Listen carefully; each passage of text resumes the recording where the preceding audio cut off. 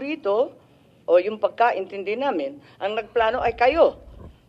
I would like Secretary to answer Anyo, Secretary Gibo Chodoro, at ang pinangalan, ang Chief PNP, General Marbil. Parang apat yung pinangalanan sa isang interview ng ating Secretary ng that. Can DILG. I answer that, ma'am? Yes, please, you're recognized. The question was, who planned this? I did not state in any way who planned it. The meeting was of executive privilege. It is a conversation between the president and the ones I mentioned. There was. So what exactly did you say? Ano sinabi po ninyo? They Ang asked me- pagkaintindi namin, itong apat na pinangalanan, ang siyang nagplano. Kasi Ma'am, we're already invoking namin. executive privilege in this Ma'am. matter. Yes. We're invoking executive privilege in this. Yes, already- that's fine, but it's Yes. in the interview, and it's Yes, ma'am. public. It goes as far as the interview, ma'am. Yes, ma'am. Yes, That's it. I'd like to understand. I think your brother was I trying to did not explain state in any what way. he said in the interview, and I'm They happy to asked me hear if it. I planned it. I said it was not me. There were other people in the room, but we did not discuss any plans of any arrest. Saan nanggaling yung mga pangalan na ito? Ma'am, that again is executive privilege. Ma'am, let Pero me explain, ma'am. Let me nandun explain sa first, ma'am. interview po eh. Yes, yes, Ang ma'am. liwanag Let eh. me explain first, ma'am. We were discussing rumors of an impending arrival Parang based on. hindi yung ganun ang dating sa amin eh. Ang That pagkaintindi is namin, the apat whole na truth, ma'am. nagplano. That is we were discussing rumors. Go ahead, ma'am. Patugtog na lang natin para maintindihan ha. What was and who was really on top of this? Kayo ho ba? Because during the press conference of the president, it was you and the president. Yes. So ikaw ho ba nagplano ng lahat ng ito? Hindi naman, hindi naman. It was a group effort. Secretary Chidoro was there. Secretary Anyo was there too. And the president and I.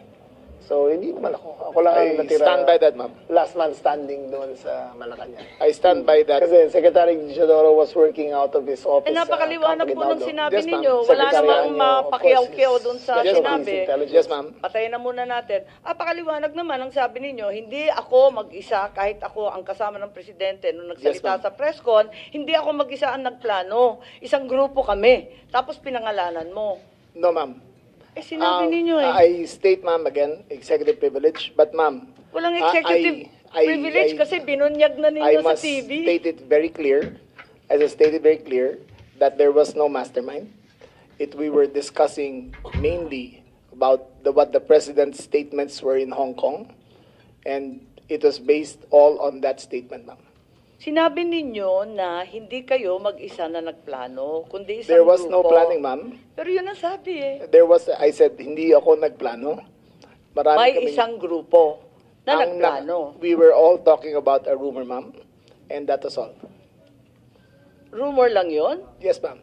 Group effort ang sabi mo eh. Ang tanong niya kung ikaw ang nagplano, tapos sabi mo, There was no hindi, planning, group ma'am. effort. There was no planning, ma'am. Anong Earlier- in-effort ng group Ma'am, kapag hindi let plano? me make I it think clear. that including into executive privilege already, ma'am. I think that we please No, I'm just respect our. asking him to explain the media. Yes, ma'am. But The media it's already statement, a very confining- thin dividing line between what transpires in a room between I will- cabinet I will- members I will- and a media statement. But there's a very thin dividing line, ma'am. Understood. I hope that we can respect executive privilege. Understood, and the Senate and the Secretary Chodoro is fully aware. Every time there's a need to recess to executive session, I'm happy to do so, and I will do so when necessary. Pero ngayon, sinabi kasi sa TV, paliwanag naman ninyo sa atin kung ano ibig sabihin. Kasi ang sinabi, hindi ako mag-isa na nagplano, may grupo kami. They asked me if I had planned it. Sabi ko, I did not. I did not plan it. I said we were there, and not to skirt, ma'am, executive privilege. It was mainly because of the statements of the former president in Hong Kong that he said, in his words, ma'am, in Hong Kong, that, I think you have a clip, he said that, ang reading ko ay may ICC warrant of arrest na. That was the best of my recollection, ma'am. So anong pinag-group effortan? Anong To diniscuss discuss the ng rumor, ma'am. grupo na That, again, ma'am, pinangalanan nyo? as far Sorry. as I will invoke executive privilege, there was you cannot plan on a rumor, ma'am.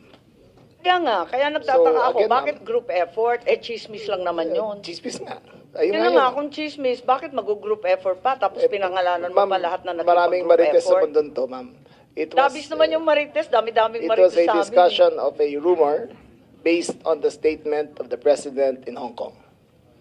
Nakakatuwa lang dahil chismis lang pala eh. Bakit sesentensyahan yung tao sa base ng chismis? It was a discussion of a rumor based on the statement of the president in Hong Kong. So you deny that you're part and parcel of the planning and that the other persons you named, hindi rin sila kasali dun sa pagpaplano? Again, ma'am, we were discussing the statement of the former president while he was in Hong Kong, that he said that he said, in his words, ang rinig ko ay may warrant of arrest na ako. So that was the only basis of the conversation, ma'am.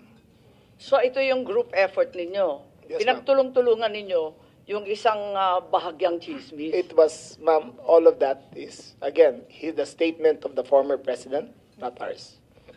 Okay, so walang kinalaman to. Pero para lamang sa kaprasong chismis, magtitipon-tipon pa yung mga sekretary ng kabinete. Nakakatuwa naman. Call it what you may, ma'am. Walang magawa. Opo, anyway, nabanggit na paulit-ulit itong Interpol, ano? At nabanggit na ng SOJ. At alam naman natin, Ma'am, yes if po. I may, since Yes, our Secretary name Chodoro, was, please.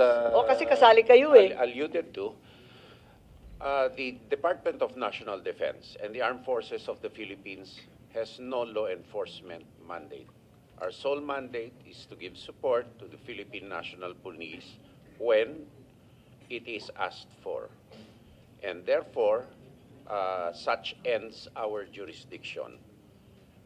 The operation is clearly a law enforcement one, and the Philippine National Police has the power to ask the armed forces to assist. And that is the extent of the participation of my department and the armed forces of the Philippines.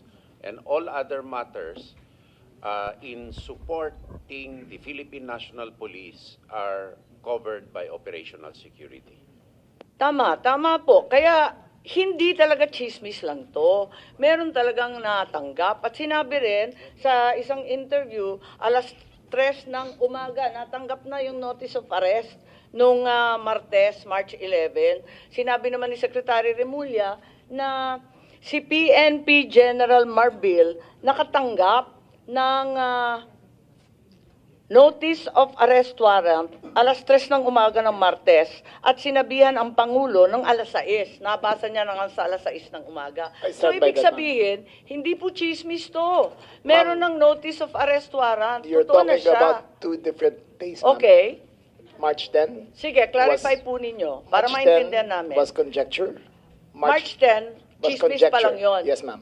Dala nung salita galing sa Hong Kong. Yes, ma'am. Okay. March Tapos, 11 was a formalized transmission Okay. by the ICC towards the Interpol. And that was the first knowledge that this administration had of the presence of a action by the ICC directed towards the Interpol. And that was the only formal knowledge that we had.